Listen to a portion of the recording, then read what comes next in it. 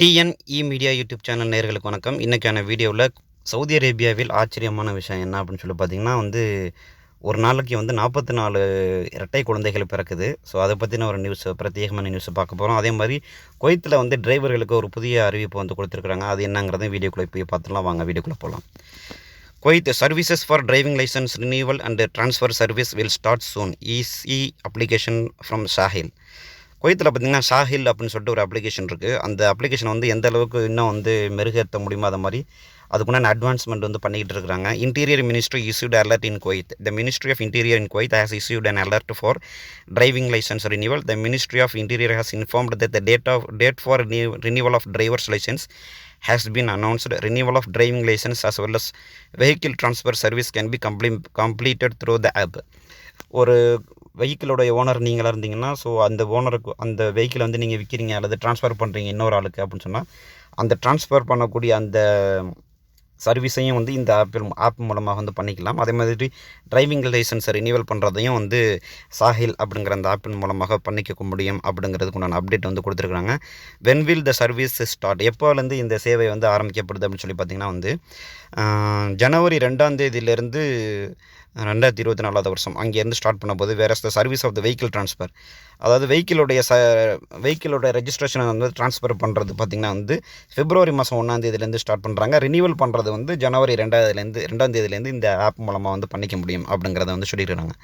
The ministry has informed that the decision has been taken to provide better facilities to the people. Along with this and appeal has been made to follow all type of traffic rules.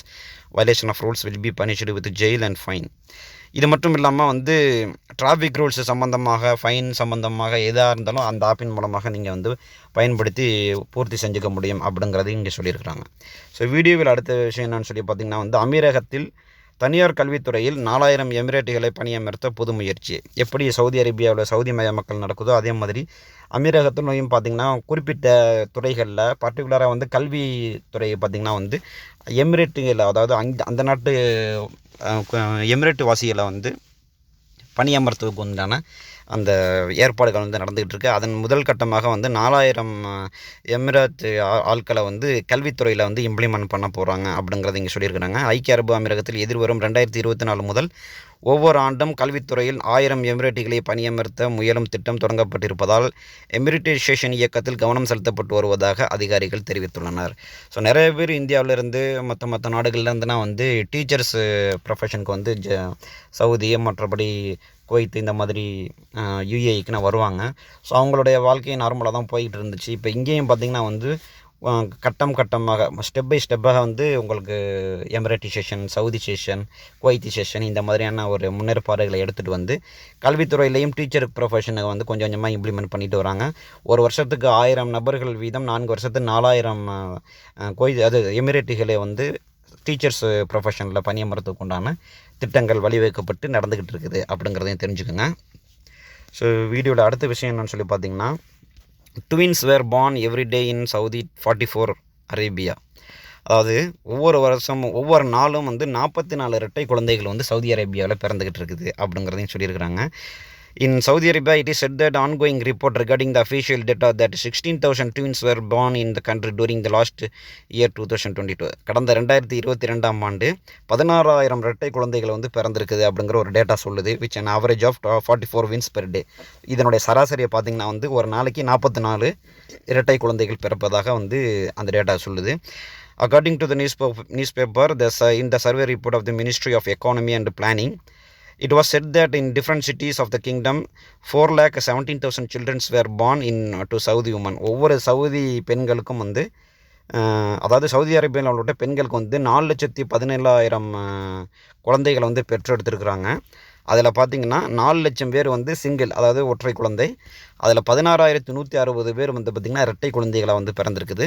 மீதி உள்ள 896 பார்த்திங்கன்னா 3 குழந்தைகள், ட்ரிப்ளெட்ஸ்னு சொல்லக்கூடிய 3 குழந்தைகளை பெற்றெடுத்துருக்குறாங்க. ட்வின்ஸ்னால் ஒரே மாதிரி இருக்கணும்னு அவசியம் இல்லை. ஒரே சமயத்தில் 2 குழந்தைகள் பிறந்தாலும் அது ட்வின்ஸ் தான். ஒரே முகச்சாடை ஒரே மாதிரி இருக்கணும்னு அவசியம் இல்லை. 2 குழந்தைகள் ஒரே சமயத்தில் பிறந்துச்சுன்னா ட்வின்ஸு. அதே மாதிரி ஒரே சமய பிரசவத்தில் 3 குழந்தைகள் பிறந்துச்சுன்னா ட்ரிப்ளெட்ஸ்னு சொல்கிறாங்க. ஸோ இது சவுதியில் உள்ள டேட்டா. இதே மாதிரி நம்ம இந்தியா, பாகிஸ்தான், பங்களாதேஷ் இது போன்ற நாடுகளில் இருந்தெல்லாம் போயிட்டு ஃபேமிலியோடு போயிட்டு சவுதியில் இருப்பாங்க பார்த்தீங்களா, அந்த மாதிரி ஃபாரின் அதாவது நான் சவுதி உமன்ஸ்னு சொல்லக்கூடிய வெளிநாட்டு பெண்களுக்கு வந்து நடந்த அந்த பிரசவத்துலேயும் அதனுடைய டேட்டாவும் இங்கே கொடுத்துருக்குறாங்க. அதன்படி பார்த்திங்கன்னா 2022ஆம் ஆண்டு 2,18,000 பேருக்கு வந்து 2,18,000 குழந்தைகள் வந்து பிறந்திருக்கிறாங்க. அதாவது அயல்நாட்டு பெண்மணிகளுக்கு. அதில் பார்த்திங்கன்னா 63,000 பேர் வந்து சிங்கிள் ஒற்றை குழந்தைகளாக பிறந்திருக்கிறாங்க. 34,000 பேர் வந்து இரட்டை குழந்தைகளாக வந்து பிறந்திருக்கிறாங்க. 343 பேர் வந்து 3 குழந்தைகளாக ட்ரிப்ளெட்ஸ்னு சொல்லக்கூடிய 3 குழந்தைகளாக பிறந்திருக்கிறாங்க. ஸோ அதே மாதிரி சவுதி அரேபியாவில் உள்ள அந்த பிரசவித்த பெண்களுடைய வயது பார்த்திங்கன்னா 25 to 29 இருக்குது. அதே மாதிரி வெளிநாட்டிலேருந்து சவுதி அரேபியாவில் ஃபேமிலி மூலமாக இருந்து அவங்க பிரசவித்த பெண்களுடைய அந்த வயது வரம்பு பார்த்திங்கன்னா வந்து 30 to 34 வயசாக இருக்குது அப்படிங்கிறது தெரிஞ்சுக்கோங்க.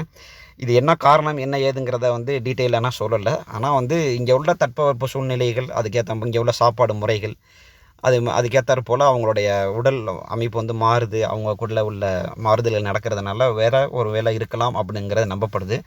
யார் யாருக்கெல்லாம் குழந்தை பாக்கியம் இல்லாமல் இருக்கிறீங்களோ அல்லது குழந்தை வந்து ரொம்ப நாள் வந்து இல்லாமல் இருக்குதுன்னு சொல்லி நினச்சிட்ருக்கீங்கன்னா ஃபேமிலியோட வந்து ஸ்பெண்ட் பண்ணுறதுக்கு கல்ஃப் போன்ற நாடுகளில் வந்து ஸ்பெண்ட் பண்ணுங்கள்.